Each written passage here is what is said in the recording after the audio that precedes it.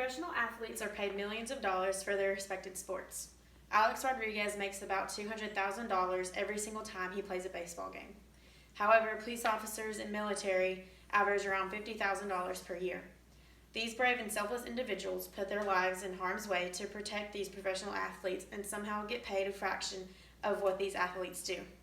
Many believe that this wage difference is not fair and should be addressed.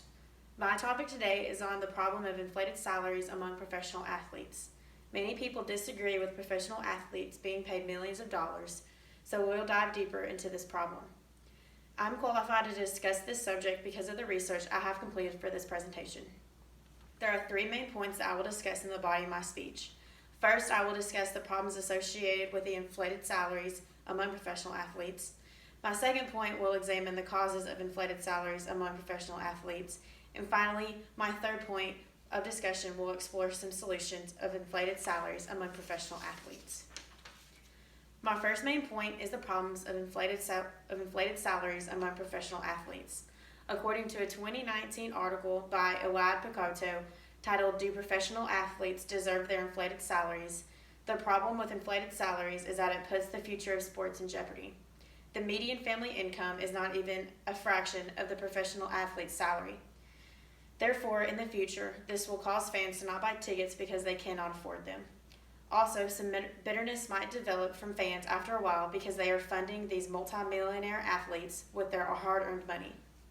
In the same article, Picotto discusses how these professional athletes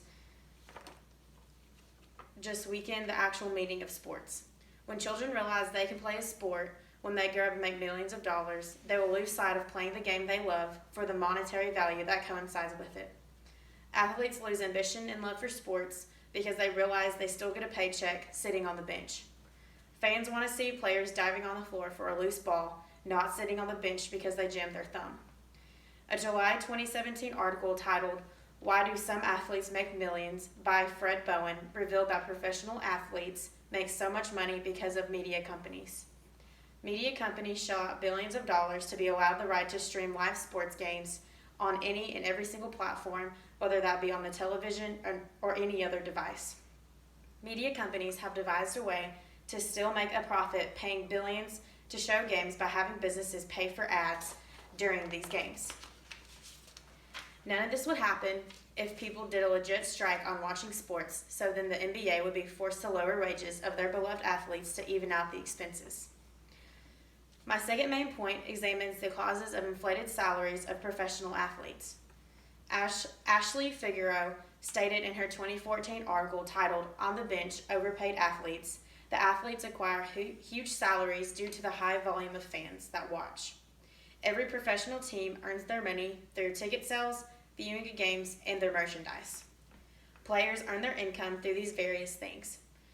Figueroa claims that if fans would quit watching sports at such a high demand, then athletes would not be overpaid.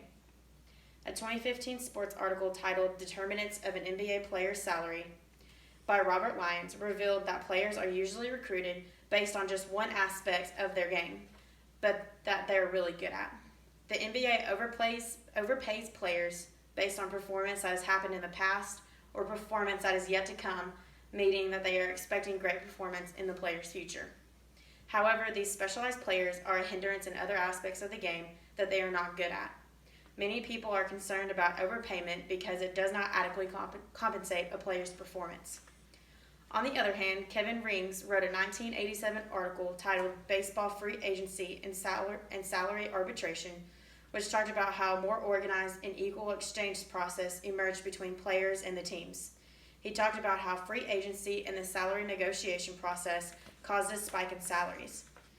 If teams did away with hiring free agents, then salaries would decrease to a normal rate and more important jobs, as we discussed earlier, could be paid more.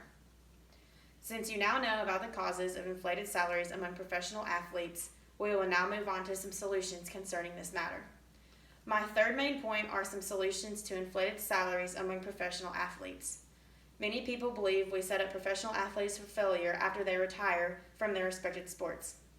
In a 2017 Sam Ritchie article titled "How We Set Up Our Professional Athletes to Fail," Ritchie says just that. Keon Clark was a natural-born athlete who turned to alcohol at a young age. The NBA did not help him succeed, and it only made matters worse throughout his 7-year career. The NBA needs to perform more mental checkups on their players to make sure they're healthy throughout their career. In the same article, Richie talks about how over 60% of professional basketball and football players were struggling financially after retiring. The NBA needs to make their players more aware of financial security if they want these players, who some begin with nothing, turn into millionaires. Athletes have come forward and talked about how their high income contributed to them living beyond their means when they were already making so much money to begin with. Players need to be taught how to handle their large sums of money, whether that be a mandatory financial advisor or a mandatory class on financials. According to a 2012 article titled "Two Sides to Every Coin, Are Professional Athletes Overpaid?" by Dr. Chris Mueller, he sheds some light on the injuries associated with professional sports. Insurance companies do not want to insure these athletes because they are a huge liability to the insurance company. Athletes are prone to injuries before and after retiring. So there needs to be a better way to ensure athletes get the proper care they need during and after their time playing sports. Athletes put their body through a lot to maintain their physique to perform at the highest level. Therefore, they need top-level care in return. In conclusion, today I discussed the topic of inflated salaries among professional athletes. There are 3 main points that I focused on in the body of my speech. First, I discussed the problems with inflated salaries among professional athletes. My second point examined the causes of inflated salaries among professional athletes. And my third point of discussion looked at some of the solutions associated with inflated salaries among professional athletes. Players are constantly in the spotlight and have this perception of living a glamorous lifestyle. The NBA and others need to be more aware that professional athletes are still just people at the end of the day. I believe we need to reevaluate the problem of how much professional athletes are paid. Perhaps there can be a cap set in place for salaries among professional athletes. There are so many other jobs that require being put in harm's way that should weigh more when it comes to the monetary value. Thank you. Show them again.